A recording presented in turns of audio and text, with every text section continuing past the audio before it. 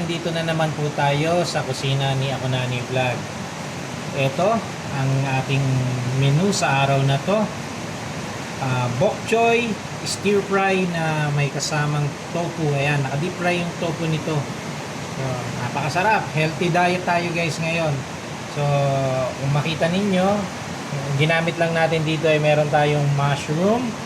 Ayan, tapos yung pechay o bok choy at ang ating tofu. Ayan. So,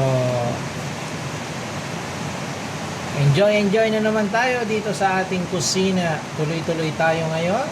So, haluin natin, mix natin while maliit na, tingnan muna natin yung apoy natin. So, sinet natin sa maliit. Lagyan natin naman ngayon ng season natin ng with pepper. Okay? Ayan. Then, mix it again.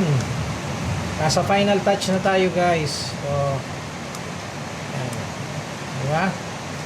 Tuloy natin. Lagyan natin ng kaunti pa rin nito. Oyster sauce.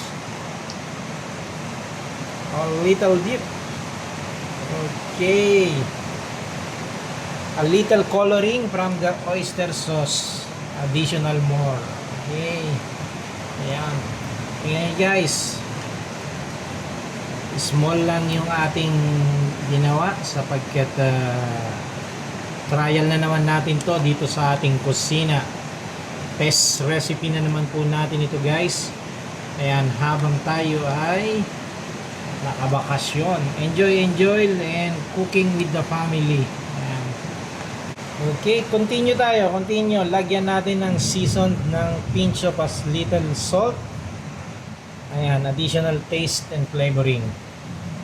Ayan, mix it again natin. Wow! So very masarap na. Tingin pa lang. Talaga naman. Okay guys. Done na tayo dito. Share ko sa inyo ang recipe nito. Thank you.